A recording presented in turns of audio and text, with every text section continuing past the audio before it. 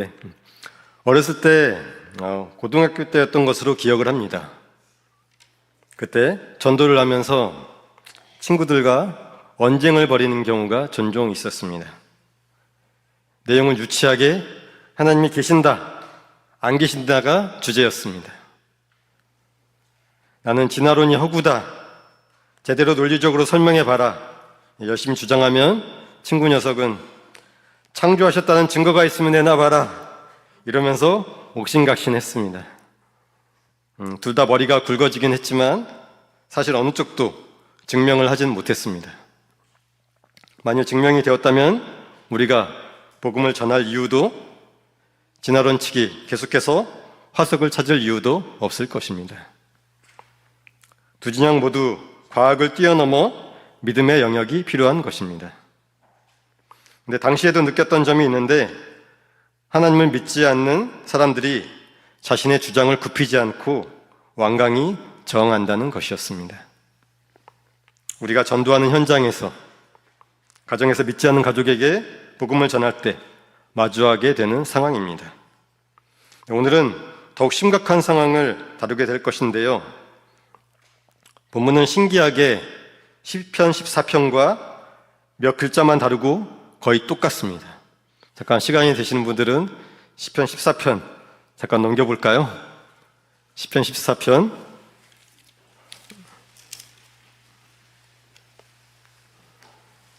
네, 1절은 어리석은 자로 시작하죠. 그리고 7절도 이스라엘이 기뻐하리로다로 끝납니다. 네, 거의 똑같습니다. 시기상으로 봤을 때 시편 14편은 다윗이 젊을 때 쓴 시이고, 시편 53편은 다윗이 더 나이가 들었을 때 쓴 시라고 추정을 합니다. 그렇다면 왜 내용이 같을까? 궁금하지 않으십니까? 네, 어디선가 궁금하다고 하시는 것 같아요. 네, 사람들이 같은 내용의 글을 다시 쓰는 이유는 정말로 중요하게 생각하기 때문입니다.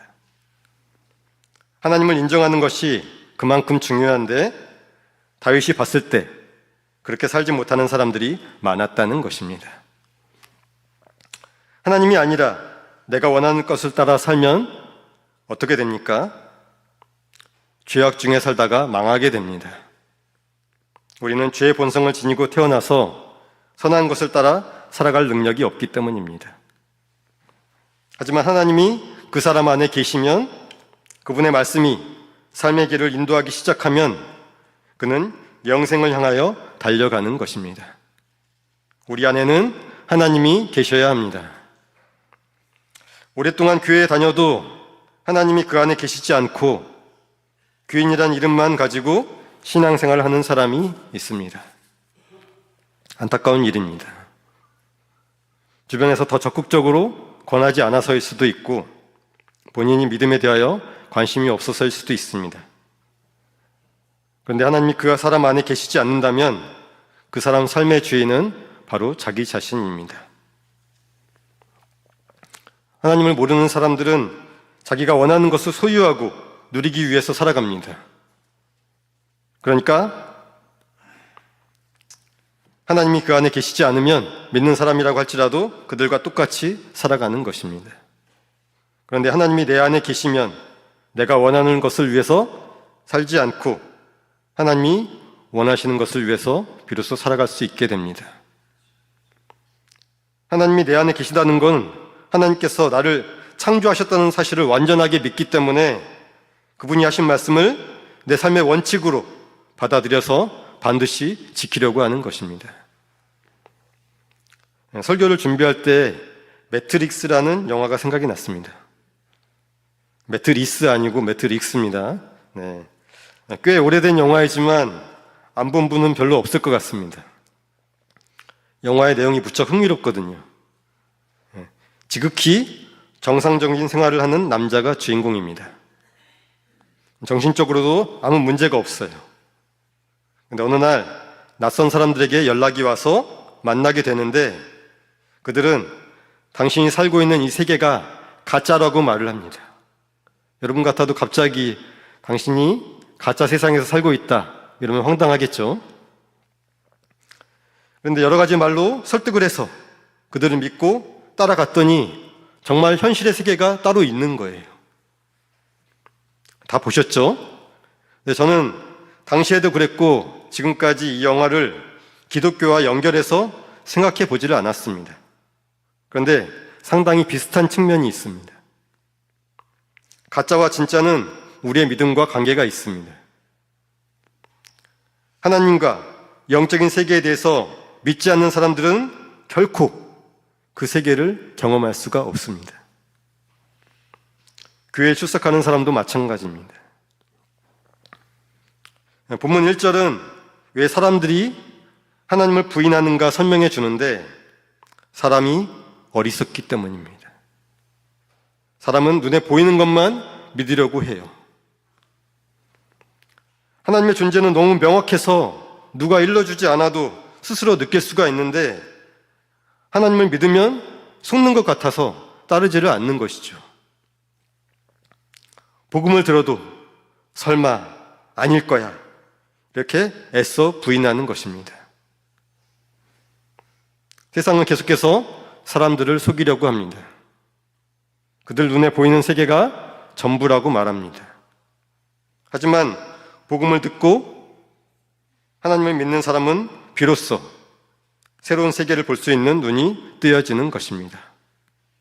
우리는 모두 하나님과 그분의 나라를 바라보고 살아가는 사람들인 줄 믿습니다. 에베소서 6장의 말씀을 잠깐 보려고 하는데요. 에베소서 6장에서 바울은 육신의 상전에게 순종하기를 예수 그리스도께 하듯 하라면서 예수 그리스도를 어떻게 대해야 하는지 말하고 있습니다. 잠깐 읽어보겠습니다. 에베소서 6장 5절과 6절입니다. 시작. 종들아 두려워하고 떨며 성실한 마음으로 육체의 상전에게 순종하기를 그리스도께 하듯 하라. 눈가림만 하여 사람을 기쁘게 하는 자처럼 하지 말고 그리스도의 종들처럼 마음으로 하나님의 뜻을 행하고. 아멘. 직장생활 하는 사람은 아시죠? 우리는 직장을 잃는 게 두려워서 상사에게 순복하는 것이지 직장 상사 그 사람 당사자를 두려워하는 것이 아닙니다. 돈이 필요하니까 치사해도 억지로 참는 것입니다. 그런데 5절을 보면 바울은 예수 그리스도를 두려워함으로 순종합니다. 그 안에 하나님이 계신 사람은 두려운 마음으로 하나님께 순종하는 것입니다. 우리 중 누구라도 하나님께서 쿵쿵쿵쿵쿵 천둥과 같은 소리를 내며 말씀하시는 것을 듣는다면 당장 두려운 마음을 가지고 하나님께 순종할 것입니다. 아무도 거역할 사람이 없을 거예요. 하나님을 주인으로 모신 사람은 믿음으로 하나님의 존재를 인정하게 되었거나 아니면 살아계신 하나님을 어떤 방법으로든 경험한 사람이라는 것이죠. 하나님의 음성을 직접 들은 것은 아니지만 우리는 기도의 응답이라든지 여러 가지 방법으로 하나님이 계신 것을 알 수 있습니다. 하나님을 우리의 인생에 모셔드리기 위해서는 큰 용기가 필요하지만 하나님이 원하시는 대로 삶의 주인의 자리를 내어드릴 수 있으시기 바랍니다. 근데 우리가 살아가고 있는 이 세상을 유지하고 있는 법이 있습니다. 그런데 법을 지키는 태도를 보면 머리를 잘 써서 걸리지만 않으면 괜찮다고 하는 사람이 많습니다. 부끄러운 이야기지만 저도 그 중에 한 사람인 것 같아요. 저도 어쩔 수 없는 한국 사람인지 운전을 할 때 성격이 급합니다. 그래서 제한 속도가 교회 차를 운전할 때는 안 그래요. 완벽하게 지킵니다. 네? 근데 제한 속도가 60인 도로를 가게 되면 70이나 80으로 가다가 과속 탐지기 가까이 다가오면 그때 슬그머니 속도를 줄여서 딱 60으로 맞춥니다. 그래서 단속을 회피를 합니다. 그리고 나서 법규를 지키는 사람은 융통성이 없다고 뒤에서 흉을 보고 있습니다. 그런데 이것을 신앙생활에 적용하면 이렇습니다. 계명을 어쩔 수 없이 지키지만 하나님이 계신 것을 믿어서 하나님을 두려워해서 지키는 것이 아니라 사람들이 알고 비난하는 것이 두려워서 지킨다면 그것은 잘못된 것입니다. 하나님을 두려워해서 지켜야 하는 것이죠. 그에게는 믿음도 없고 하나님도 계시지 않는 것이죠. 그리고 그렇게 신앙생활을 하는 사람에게는 기쁨이 없어요. 실체가 없는 신을 섬기는 것입니다. 종교생활을 하는 것이죠. 계속해서 허황된 것을 쫓는 기분으로 살아갈 수밖에 없어요. 열심히 말씀을 지키며 살아간들 구원의 확신과 천국에 대한 소망이 생기지가 않는 것입니다. 그래서 시간이 지날수록 기쁨 대신에 불안한 마음이 그에게 엄습할 수밖에 없습니다. 그런데 그 사람 안에 하나님이 안 계시면 어떻게 됩니까? 하나님을 섬기는 흉내만 내다가 주님 앞에 서게 되는 것입니다. 하나님께서 공급해 주시는 것들이 주는 즐거움을 알지 못해요. 그리고 하나님께서 내가 너를 알지 못한다고 마지막에 비참한 상황에 처하게 될 것입니다. 그런데 하나님을 만나서 하나님에 대해서 더 깊이 알게 되는 사람은 하나님을 진정으로 따르게 됩니다. 조금 전에 읽었던 에베소서 6장 6절의 말씀처럼 스스로가 원해서 하나님의 뜻을 따르는 것이죠. 가룟 유다를 뺀 예수님의 11제자가 어떠한 결말을 맞이했는지 보십시오. 예수님께서 십자가에 달리셨을 때 잠시 방황하기는 했지만 그들은 예수님을 가까이에서 뵙고 어느 누구보다 그분에 대해서 잘 알았던 사람입니다. 그래서 순교하기까지 기꺼이 순종할 수 있었습니다. 그런데 그들은 섬기를 흉내를 낸 것이 아니라 정말로 예수님을 온 마음과 정성을 다해서 섬겼던 것이죠. 그런데 먼 발치에서 예수님을 바라봤던 사람들은 예수님이 돌아가셨을 때 모두 뿔뿔이 흩어지고 말았습니다. 예수님을 진정으로 만나지 못했기 때문에 그런 것입니다. 우리 안에 하나님이 계셔야 합니다. 하나님을 만나고 신앙생활을 하셔야 합니다. 아직까지 하나님을 만나지 못한 분이 계시다면 하나님을 꼭 만나실 수 있기를 바랍니다.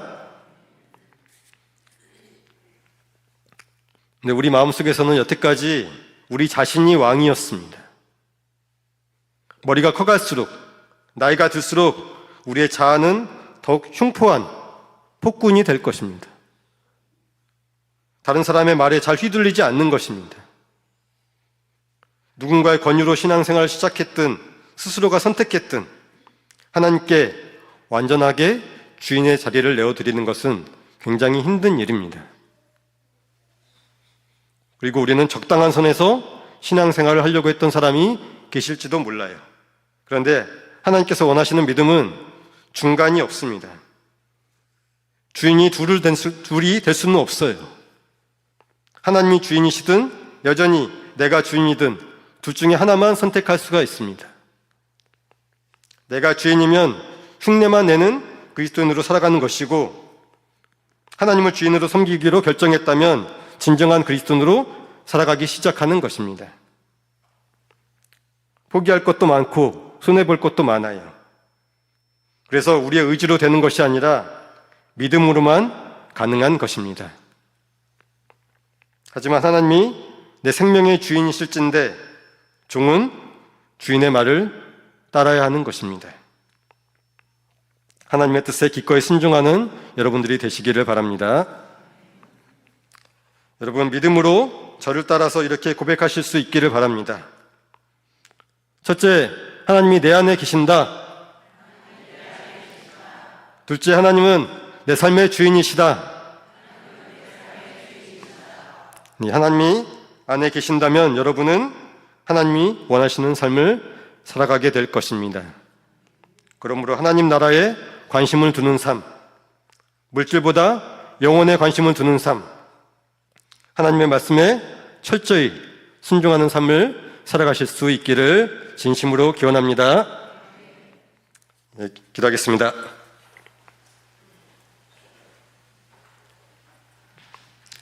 말씀을 들었습니다. 우리는 연약하나 주인 되신 하나님을 우리 삶에 모시면 하나님께서는 우리가 믿음으로 살아갈 수 있도록 도우실 줄 믿습니다. 세상의 흐름을 따라 인생을 허비하는 것이 아니라 하나님께 기쁨을 드리며 살아가는 저희가 될 수 있도록 인도하여 주시옵소서. 한 주간도 하나님만 의지하며 살아갈 수 있도록 우리를 붙잡아 주시옵소서. 예수님의 이름으로 기도드립니다. 아멘.